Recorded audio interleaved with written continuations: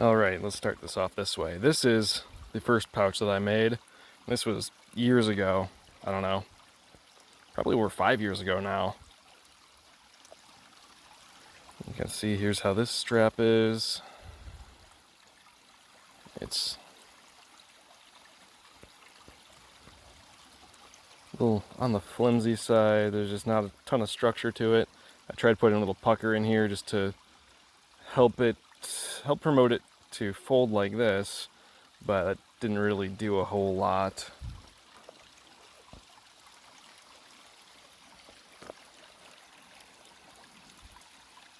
It's the old buckle. I mean, it's a simple pouch. You can easily see the construction. That's just a strip right there, and then you've got your material for the front. And it was good for its time, except for some of these rivets, which I had forgotten how to set rivets and was going hard, a little too much force instead of taking it slow and easy. So, compare that to this, the modern version, new and improved. Initially, this is what was commissioned. Someone is buying this, and they said, "Hey, can you make me one of those pouches?" I said, "Sure. I definitely can do that." And then I just couldn't get jazzed about the project. I was just like, I can do better than this pouch now. So it took me a lot longer than I said it would take me to make one of these, but it was much easier to get excited about the project, and yeah. So apologies, it took so long, but these are just little antler beads that I turned on the lathe, and then I put them on a little mandrel in my, not Dremel tool, I mean that would work too, but a little flex shaft tool, and then just kind of like held a knife to it to carve down some lines. Got some little buckle details.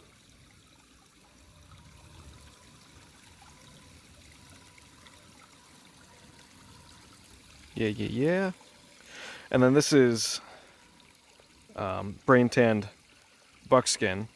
It's like traditional, as the Native Americans would do it, sort of a thing. And that's something I tanned, so there's an extra personal touch on this one. I wanted to save that for a special project, that material, and I figured, this is a pretty special project. This is probably a good opportunity to use it for a neat little pouch like this. So, that's that. Let's see if I can open this up.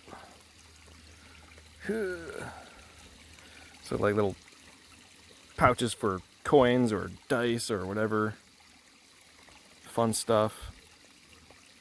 And you can just draw it closed. This is just some finger loop braided cords.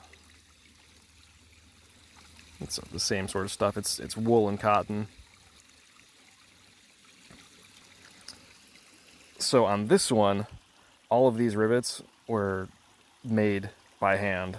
I went ahead and did that, and that was an exercise in staring into the abyss. So I went ahead and used commercially made rivets here. So I put the wide side toward the inside. Not the biggest fan of the look. I think it would look much, much better if they were all handmade, but we all have our limits. So the outside is the ideal.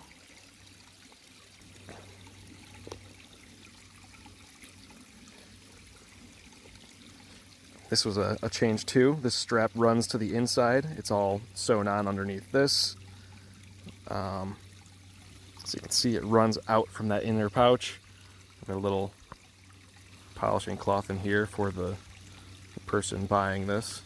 It's Take that out for a sec. Kind of maybe see a little on the inside there. More fun stuff, little brass washers to help spread the load. Share the load. And then a little extra support for the bottom so it doesn't just fold out like this one does. Look at that. It's floppy stuff. So there's that little tag on the inside to help give it a little extra rigidity because that ties into this little guy. So it's allowed to fold right there, but everything behind it is held stiffer, and that really helps with that issue. But yeah, that is the pouch. I don't know what to call it. It's just a pouch. Ugh. Get that closed up.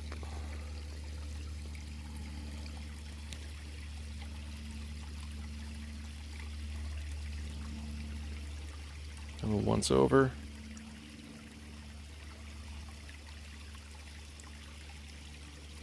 Keep your fire starting materials, your dice, your comb, your money, and utility pouch.